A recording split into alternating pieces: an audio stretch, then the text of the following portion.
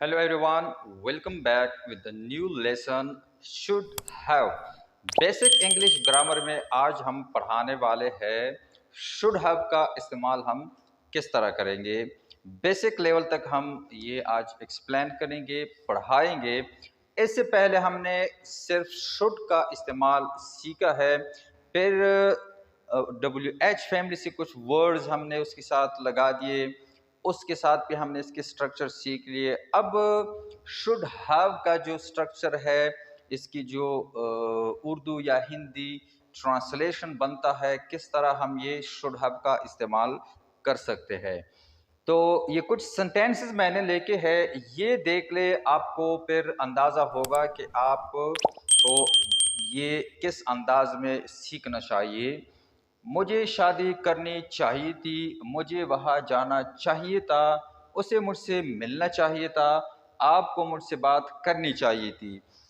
ये should have हम ऐसे सिचुएशन में इस्तेमाल करते हैं कि पास्ट में कोई ऐसा काम है जो हमें करना चाहिए था, ज़रूरी था, लेकिन हम नहीं कर पाए, और अब हम प्रेजेंट में ये कह रहे हैं कि काश मैंने ये किया होता, ये मुझे करना चाहिए था, ये ज़रूरी था।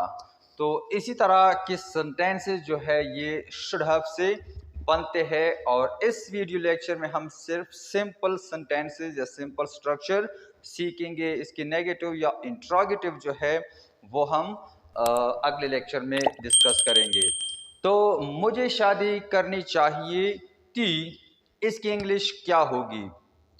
पहले तो इसकी हम ये ट्रांसलेशन करेंगे, फिर मैं स्ट्रक्चर बताऊंगा कि स्ट्रक्चर से आप अपनी तरफ से फिर किस तरह सेंटेंसेस बना सकते हैं। तो मुझे शादी करनी चाहिए थी, मुझे के लिए वर्ड होगा I should have married. Married marry का सेकंड और थर्ड फॉर्म है। मुझे वहां जाना चाहिए था, I should have gone there. मुझे वहां जाना चाहिए था, उसे मुझसे मिलना चाहिए था। अब उसे के लिए वर्ड इस्तेमाल होगा ही शुड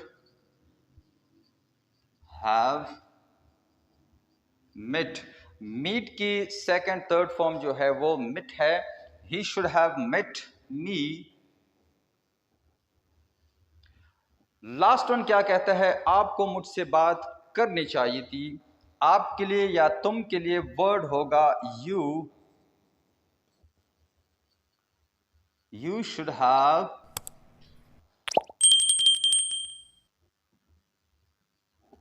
मिट मी। यू शुड हैव मिट मी। आपको मुझसे बात, सॉरी, मिलना नहीं बल्कि बात करनी चाहिए थी। You should have talked.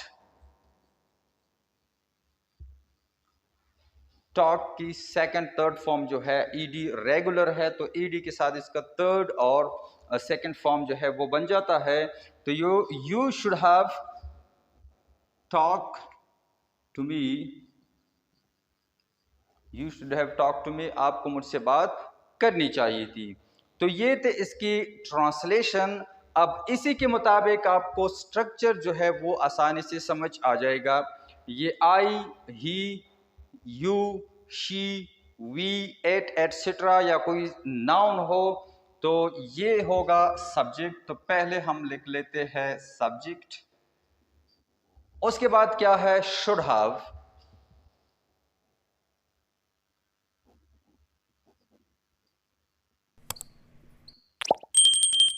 ये शुड हैव हमने लिखा। उसके बाद हम क्या करेंगे? वी थ्री का मतलब है कि वर्ब की हम थर्ड फॉर्म लगाएंगे, और आखिर में हम लगाएंगे अदर वर्ड। जिस तरह ये मी है, देयर है, एटसेट्रा। अगर यहाँ आप देख ले तो आई शुड हैव मैरिड, मुझे शादी करनी चाहिए थी, यहाँ अदर वर्ड नहीं है, लेकिन फिर यहाँ और ये तीन सेंटेंसेस जो है यहाँ अदर वर्ड्स है। तो होप दैट कि आपको समझ आ गया होगा। Keep watching. अगर आप वो पिछली वीडियो लेक्चर जो मैंने अपलोड की है वो आपने देखे है, ध्यान से देखे है और जानने की या सीखने की कोशिश की है, तो ये आपके लिए फिर काफ़ी आसान होगा। तो ये शुड हैव का इजी सा इस्तेमाल है। प्रैक्टिस करें, इस तरह की उर्दू हिंदी सेंटेंसेस बना ले, फिर ये स्ट्रक्चर उस पर अप्लाई करें, तो आसानी से आप ये ट्रांसलेट करेंगे और डेली रूटीन में आप ये कन्वर्सेशन में भी इस्तेमाल करेंगे।